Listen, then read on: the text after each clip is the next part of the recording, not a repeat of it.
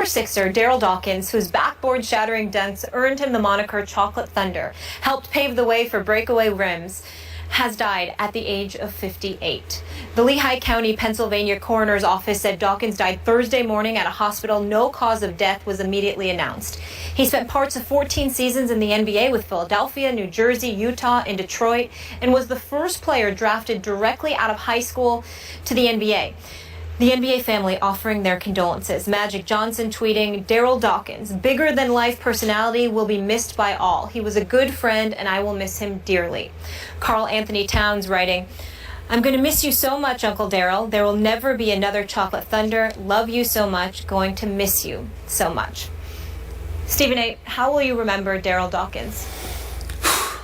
It's interesting because even though I'm a native New Yorker and everybody knows I love my Knicks, you know, growing up, I'm sure Skip can relate this, long before Michael Jordan came along, there was a gentleman by the name of Julius Dr. J. Irvin.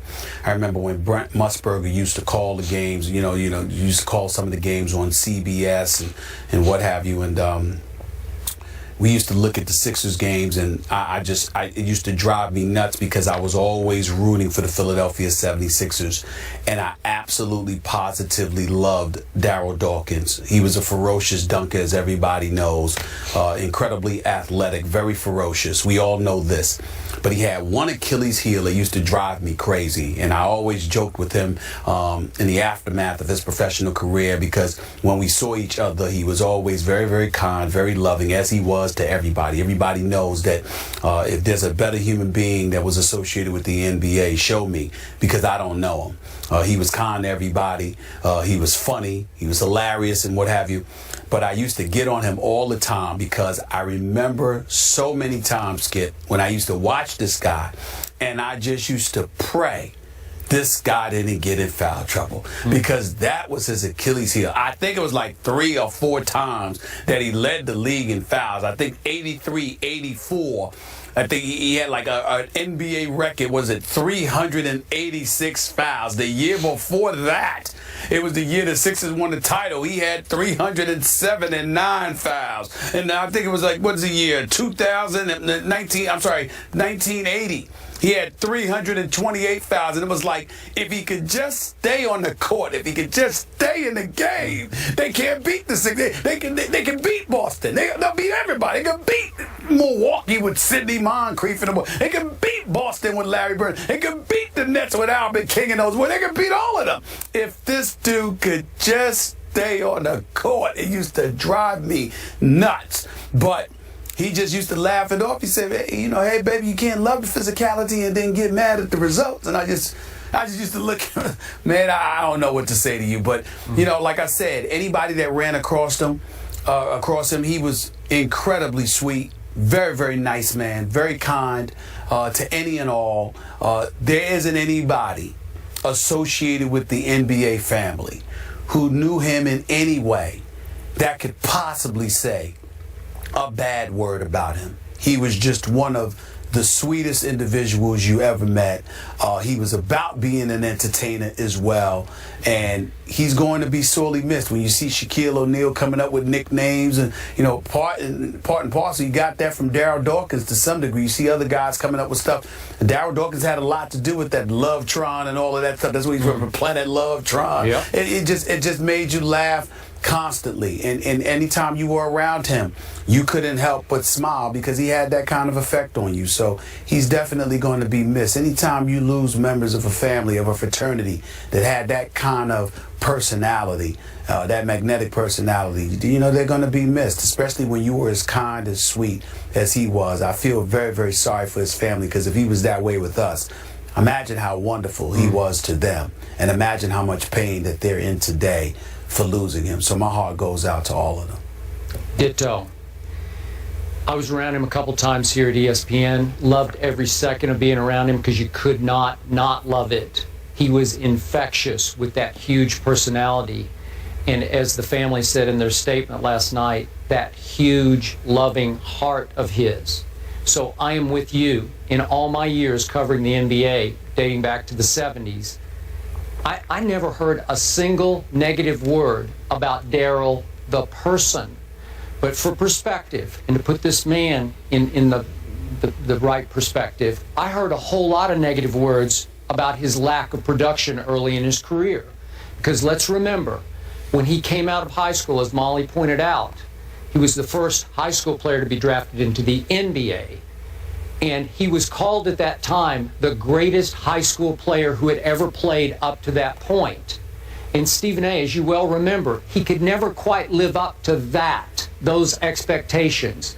He tried, but everybody proclaimed him the next, because he played in Philadelphia, Wilt Chamberlain. And you know, and I know, Darryl Dawkins and Wilt Chamberlain had very little in common. Darryl used to say in his first couple of years, I'm not Wilt, I'm not that tall. So he went, they listed him at 6'11". I'm not sure he was even 6'11". He looked more 6'10"-ish to me. Wilt was 7'1", as you remember, Stephen A., even though it's a little before your time, he was a long 7'1". He was a track star at Kansas, was Wilt, and an extraordinary basketball player. We look at the numbers Wilt put up and we say, that's impossible. Could he do that today? Probably not quite that, but he did it then. And Darryl couldn't live up to that. And yet, what I loved the most about him was he never let that drag him or beat him down. And to deflect all that, to work through it, he used humor. He was a gifted entertainer. I got to say, gifted entertainer. Where I just waited for the post-game interview with him because he could light it up off the top of his head. He could do the equivalent of NBA stand-up comedy on cue, no rehearsal, and it would be hilarious because he had the gift of gab. He could just come up with phraseology that was almost in your league, some of the phrases you come up with. This man was blessed, and he needed that personality. It's very interesting to me that he got very close with Dwight Howard. Dwight's gone through some of the same emotions of, I can't quite live up to what everybody says that I'm supposed to be. I look the part, but I can't always play to that level of the part. And Darryl went through that too. So I think they had a kind of a deep connection that way. They appear to have had a deep connection. I'll take their word for it. I never asked either of them about that. I can get where you're coming from, but if you're going to bring up Dwight Howard, there's a distinct difference that everybody needs to recognize here.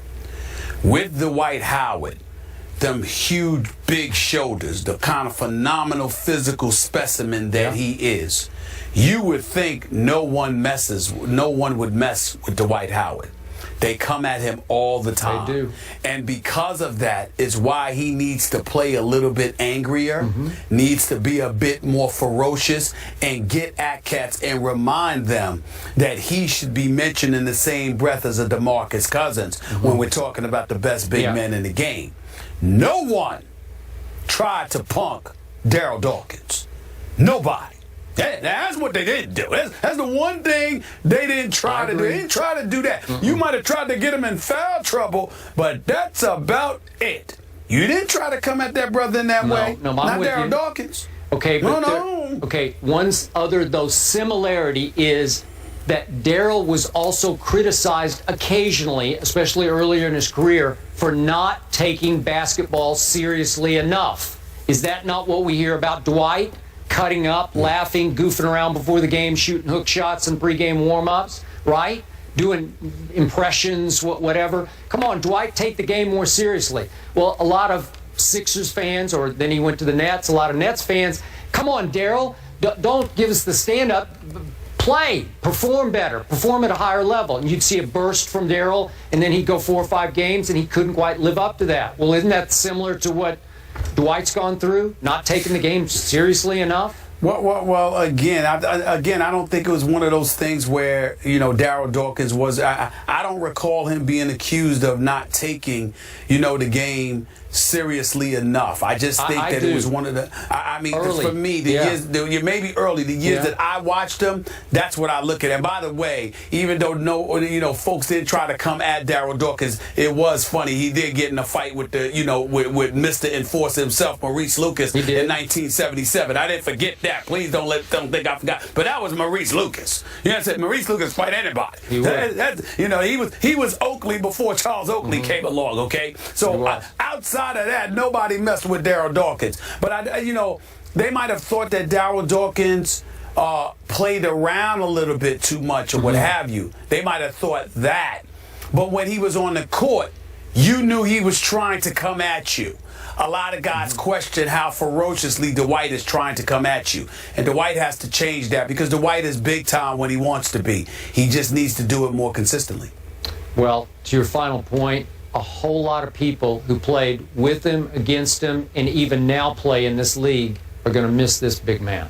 Yes, they are. Yeah. No question. Absolutely. 58 is too young, and Stephen A., as you said, our heart goes out to the loved ones of Darryl Dawkins. Yeah. More First Take after the break.